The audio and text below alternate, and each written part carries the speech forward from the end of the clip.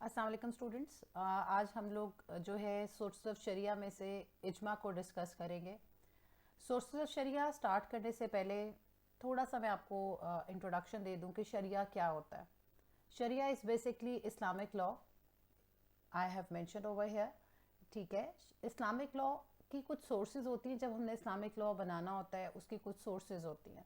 वो सोर्सेज दो में बेसिकली डिवाइडेड हैं, जिसमें एक है प्राइमरी सोर्सेज और दूसरी है सेकेंडरी सोर्सेज। ठीक है, जो प्राइमरी सोर्सेज हैं all of you know about them कि ये कुरान और हदीस होती है। यानी कि जब भी हमने कोई भी लॉ बनाना है लॉ मेकिंग के लिए, या हमने किसी भी प्रॉब्लम का सोल्यूशन देखना है, whenever we want to find a solution of any problem, तो we will going to consult Quran first. So हम सबसे पहले कुरान को कंसल्ट करेंगे। अगर कुरान में वो चीज़ क्लियर नहीं होगी तो हम हदीस और सुन्ना को रेफ़र करेंगे। अगर हदीस और सुन्ना में वो चीज़ नहीं होगी क्लियर, तो फिर हम सेकेंडरी सोर्सेज की तरफ जाएंगे, एंड वो सबसे पहले आता है इजमा, एंड देन आता है क्यास। इजमा उस वक्त किया जाता है जब कुरान और हदीस जो हैं दे आर साइलेंट, या उसमें क्लियर इंस्ट्रक्शन नहीं होती।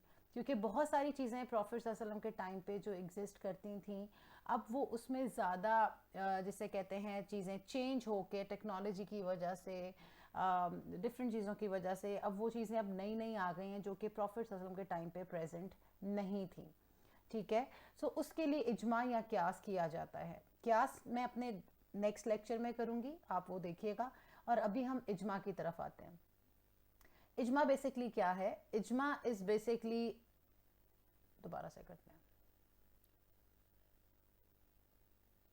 अस्सलाम वालेकुम स्टूडेंट्स, आज हमारा जो टॉपिक है that is the sources of sharia के अंडर एक टॉपिक आता है इजमा। सोर्सेज ऑफ शरिया मैं आपको बताती चलूँ is a very important topic, क्योंकि ये वाला जो टॉपिक है, इस टॉपिक में से पेपर 1 और पेपर 2 दोनों में क्वेश्चन सेट होते हैं। बच्चों को ये बड़ी कन्फ्यूजन समटाइम्स होती है कि जी कुरान, हदीस, इजमा और क्यास जो है शायद पेपर 1 का ही सिर्फ हिस्सा है या पेपर 2 का है। ऐसा नहीं है। कुरान और हदीस का अगर रिलेशनशिप हो प्राइमरी सोर्सेज में, वो पेपर 1 और पेपर 2 दोनों में सेट हो सकता है। अगर रिलेशनशिप है, अकेला अगर Quran as a source of guidance आएगा तो वो पेपर 1 में आएगा। हदीस as a source of guidance या उसके बेनिफिट्स आएंगे तो वो सिर्फ पेपर 2 में आएगा, पेपर 1 में नहीं आएगा। But as far as Quran और हदीस का रिलेशनशिप इज कंसर्न्ड, ये पेपर 1 पेपर 2 दोनों में सेट होता है और वो आता रहता है। एंड एज फार एज इजमा एंड क्यास आर कंसर्न्ड, ये भी दोनों पेपर में सेट हो सकता है। That means paper 1 and paper 2। ठीक है, so starting from sources of sharia. So sharia is basically Islamic law. Islamic law के दो आपकी सोर्सेज हैं, एक है primary sources and the other one is secondary sources. Primary sources में आप सबको पता है दे आर कुरान एंड हदीस, यानी कि whenever you find a solution, wanted to find a solution of any problem, या आप कोई लॉ देखना चाह रहे हैं या उसको फॉर्म करना चाह रहे हैं, तो उसके लिए सबसे पहले कुरान को कंसल्ट किया जाता है। अगर कुरान में वो चीज़ नहीं होती तो फिर हदीस की जाती है। अगर दोनों इसमें क्लियर नहीं होते देन इजमा इज़ परफॉर्म्ड। और अगर इजमा is not possible due to any problem या सिनेरियो, देन क्यास is performed by an individual. क्यास क्या है वो मैं आपको नेक्स्ट लेक्चर में इंशाल्लाह ताला एक्सप्लेन करूंगी। आज हमारा टॉपिक जो है वो इजमा है, सेकेंडरी सोर्सेज ऑफ शरिया में इजमा।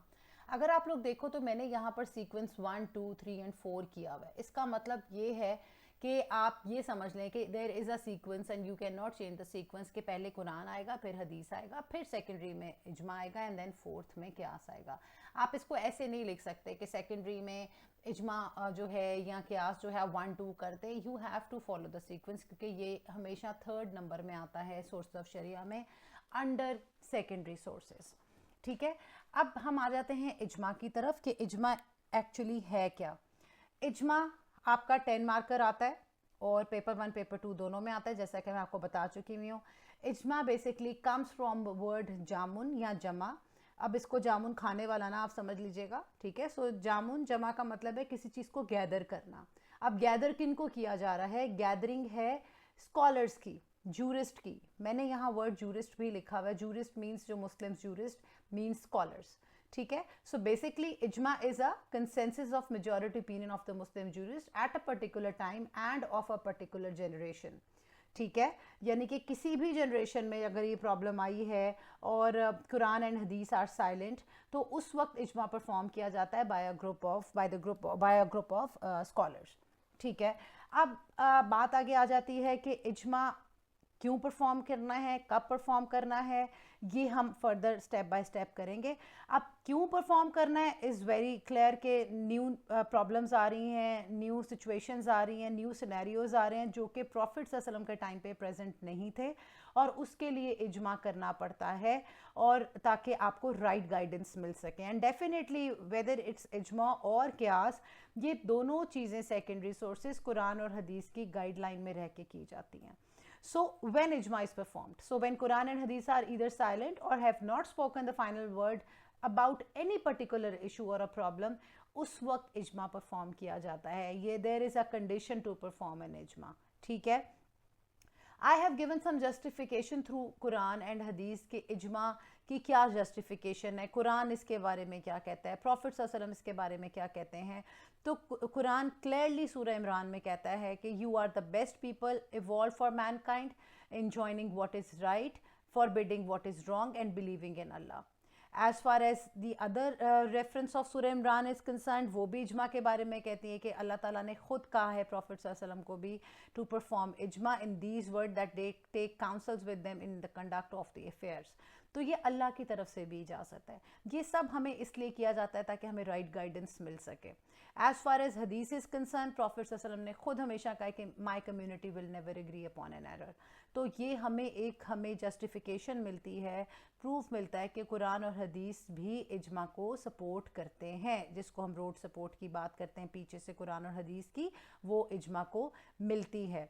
प्रॉफिट सल्लल्लाहु अलैहि वसल्लम ने भी अपनी लाइफ में इज्मा परफॉर्म किया हुआ है, कि जिस तरह बैटल ऑफ ओहद में, इफ़ यू रिमेंबर, अगर आपने लाइफ इन मदीना कर लिया हुआ है, और डेफिनेटली आपको पता होगा कि बैटल ऑफ ओहद में जब ही कंसल्टेड हिज कंपेनियंस के whether we should fight inside the Medina या outside the Medina, although he was of the view कि हमें मदीना के अंदर लड़ना चाहिए, लेकिन मेजॉरिटी ने कहा हम आउटसाइड ऑफ मदीना लड़ेंगे, तो उन्होंने उनकी बात सुनी। This is one of the examples of इज्मा। And then the battle of trench, जिसमें सलमान फारसी ने भी सजेशन किया, and there are many other examples. Battle of Badr में भी वो स्प्रिंग की था कि आप अगर हम कहें तो हम वहाँ पर कर लें, अगर अल्लाह ताला ने आपको हुक्म नहीं दिया। So there are many examples जिसमें प्रॉफिट सल्लल्लाहु अलैहि वसल्लम used to consult his companions. So whenever they were consulting the companions, वो बेसिकली इज्मा के थ्रू एक डिसीजन ले लिया जाता था, ठीक है। अब कंपेनियंस भी जो प्रॉफिट सल्लल्लाहु अलैहि वसल्लम के थे, उन्होंने भी इज्मा परफॉर्म करते रहे, because they were following the footstep of prophet सल्लल्लाहु अलैहि वसल्लम, जिसमें compilation of Quran is one of them. It was suggested by हज़रत उमर। जैद बिन साबित ने पूरा वो एक 20 to 25 लोगों का कंपेनियंस का ग्रुप बनाया, चीज़ों को देखा, वेरिफिकेशन की, तो ये इज्मा के जो वेरीफाई हो जाता था, सब एग्री करते थे, उसको कुरान का हिस्सा बनाया जाता था। देन 2 अजान्स ऑफ जुमा प्रेयर, जो कि क्या कहते हैं, यहाँ मैंने लिखा भी हुआ है कि मदीना इस हद तक एक्सपैंड हो गया था ड्यूरिंग द टाइम ऑफ हज़रत उमर, कि हज़रत उस्मान के टाइम पर जो है ये चीज़ कही गई कि अजान जो है वो सुनी नहीं जाती है, तो उसको दो दफ़ा अजान दी जाएगी, जो अब हमारी परफॉर्म की जाती है। That during the time of prophet सल्लल्लाहु अलैहि वसल्लम इट वाज ओनली 1 अजान फॉर जुम्मा, but during the reign of Hazrat Umar, Medina expanded considerably and the azan could not be heard. Therefore, it was decided through ijma कि at the time of Hazrat Usman to give another azan. तो हज़रत उस्मान के time पे 2 अजान का हुआ। इसके अलावा तरावी prayer at the time of हज़रत उमर कैलिफेट आफ्टर इशा, ये भी इज्मा के थ्रू हुआ। मजलिस शूरा, आपने अगर कैलिफ्स किए हैं और राइटली गाइडेड कैलिफ्स, तो उसमें हर कैलिफ की कंसल्टेटिव बॉडी थी। हज़रत अबू बकर की मजलिस शूरा थी, हज़रत उमर की भी थी मजलिस शूरा एंड मजलिस आम। तो हर कंपेनियन का जो राइटली गाइडेड कैलिफ थे, हज़रत अबू बकर, हज़रत उमर, हज़रत उस्मान एंड हज़रत अली, सबकी कंसल्टेटिव बॉडी थी जिनसे वो मशवरा करते थे before taking any important decision. So ये हमारी थोड़ी सी बैकग्राउंड आ गई कि हमने क्या जस्टिफिकेशन है कुरान और हदीस की तरफ से, प्रॉफिट सल्लल्लाहु अलैहि वसल्लम कैसे परफॉर्म करते थे और कंपेनियंस कैसे परफॉर्म करते थे। अब आ जाता है हमारा टाइप्स ऑफ इज्मा। टाइप्स ऑफ इज्मा में बेटा 2 तरह के इज्मा हैं, एक है जनरल एग्रीमेंट और जनरल इज्मा, ठीक है। इसका मतलब ये है कि ये वो तरह की टाइप है जिसमें दुनिया के जितने भी मुसलमान हैं, regardless of their sectarian differences, they are agreeing upon this certain point, and that is ईमान मुफस्सल। ईमान मुफस्सल बेटा हम आर्टिकल्स ऑफ फेथ को भी कहते हैं, जैसे belief in Towhid, angels, books, ये आपके प्रॉफिट्स, देन आपका डे ऑफ जजमेंट या resurrection, then predestination and decree. तो ये आपकी वो ईमान मुफस्सल है जिसमें कोई भी किसी भी सेक्ट से बिलोंग करता हो उससे अग्री करता है। किसी को डिसएग्रीमेंट नहीं होती। Second type is matters about which the primary sources are silent, जिसमें एक है एक्सप्लिसिट इजमा, जिसको इजमा जो है कौली भी कहते हैं और अजीमा भी कहते हैं, and the other one is silent इजमा, जिसको टैसिट इजमा भी कहते हैं, रुखसा भी कहते हैं और इजमा सकूती भी कहते हैं। आपने ये नाम लाजमी साथ साथ लिखने हैं, they are very important if you want to score a star. There are other tips as well जो कि मैं आपको साथ साथ कुछ बताती भी रहूँगी और फर्दर आपको चीज़ें क्लियर होती जाएंगी। सो टाइप्स ऑफ इजमा में वी हैव टू टाइप्स, एक जनरल इजमा and the other one is the ijma about which the primary sources are silent, and they are further divided into two parts, that is explicit ijma and silent ijma.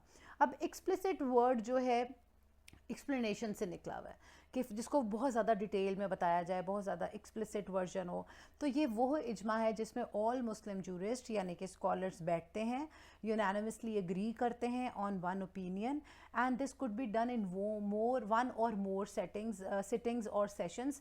ठीक है, अब इसमें आपका basically ये होता है कि जितने भी जूरिस्ट बैठे होते हैं they belong to different sides, और जो भी हमारे डिफरेंट स्कॉलर्स हैं जब वो डिस्कस करते हैं तो व्हेन समवन इज़ डिसएग्रीइंग या डिसएग्री करता है तो वो उस दूसरा जो डिसएग्री कर रहा है वो डिसएग्री करने का रीज़न देगा with the reference of Quran and हदीस। As I told you earlier कि चाहे इजमा हो चाहे क्यास हो, वो कुरान और हदीस की गाइडेंस में रह के किया जाते हैं, क्योंकि क्लैरिटी नहीं होती प्राइमरी सोर्सेज में, तो उसके लिए इजमा हमने करना है, लेकिन गाइडेंस फिर भी प्राइमरी सोर्सेज से ली जाती है, हदीस और कुरान और हदीस से। अब वो जो भी डिसएग्री करेगा वो बताएगा कि जी हम इस वजह से कुरान में फ़लानी रेफरेंस में ये लिखा हुआ है, सूरा की इस वाली आयत में ये लिखा हुआ है, हदीस में ये लिखा हुआ है, और वो प्रॉपर हदीस का नंबर मेंशन करेंगे, किताब का नाम मेंशन करेंगे कि वो किस किताब से है, और वो डिसएग्री करेंगे। ऐसा नहीं होगा कि वो डिसएग्री इसलिए करेंगे कि जी मेरा दिल नहीं मान रहा या मेरे बड़े बुजुर्ग ने कहा है, no it's not like that.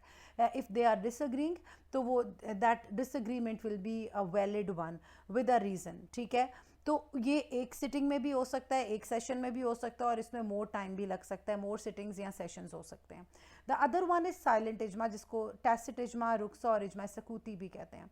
So basically this इजमा takes place when some scholars और जूरिस्ट हैव डिस्कस्ड और acted according to an opinion कि हम ये चीज़ कर रहे हैं, और रिमेनिंग जो है they kept silent, remain silent although the matter has been communicated with them, enough time had passed for consideration, और वो उसके ना तो अगेंस्ट कुछ बोलते हैं और ना ही उसकी फेवर में बोलते हैं, तो उसको कहते हैं साइलेंट इजमा।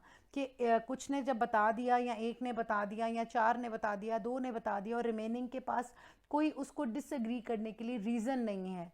जैसे कि मैंने आपको पहले बताया कि रीज़न बताने के लिए भी उनको कुरान और हदीस का हवाला देना पड़ता है, इन बेसिस पर नहीं होता कि मेरा दिल डूब रहा है या मेरा दिल नहीं मान रहा। इट्स नॉट लाइक, या मुझे आप अच्छी वाइब्स नहीं आ रही, जो आप लोगों का एक वो होता है ना कि जी वाइब्स नहीं आ रही, तो ये वाला सीन नहीं, इसमें नहीं होता।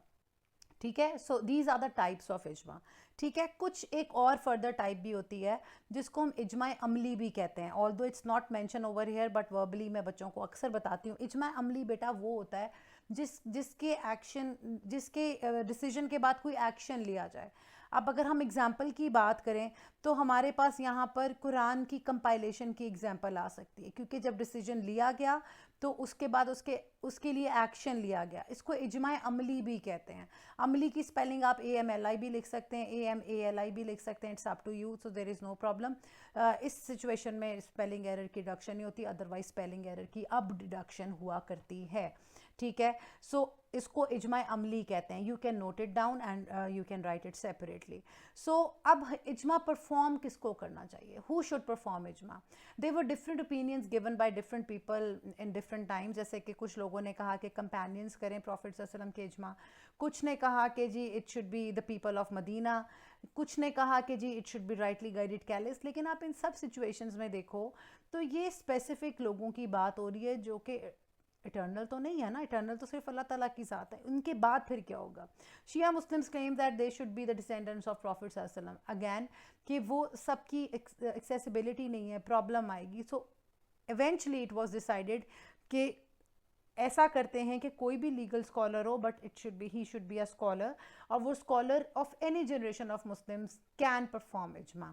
सो this was a practical approach, और इस तरह ये तय पाया कि कोई भी जूरिस्ट मुस्लिम होगा, स्कॉलर होगा, तो वो जो है बेसिकली इजमा परफॉर्म कर सकता है। अब यहाँ मैंने कुछ एग्जांपल्स इजमा की दी हैं कि कुरान में लॉ ऑफ इनहेरिटेंस के बारे में क्या कहा गया है, कि कुरान ये कहता है बेसिकली कि it is prescribe when death approaches any of you if he leaves any good that he should make a bequest to parents and next of kin. अब यहाँ पे पेरेंट्स प्रॉपरली क्लियर नहीं किए हुए कौन सी साइड के parents की बात हो रही है। इसमें ग्रैंड पेरेंट्स, मैटरनल, पैटर्नल दोनों साइड से आते हैं।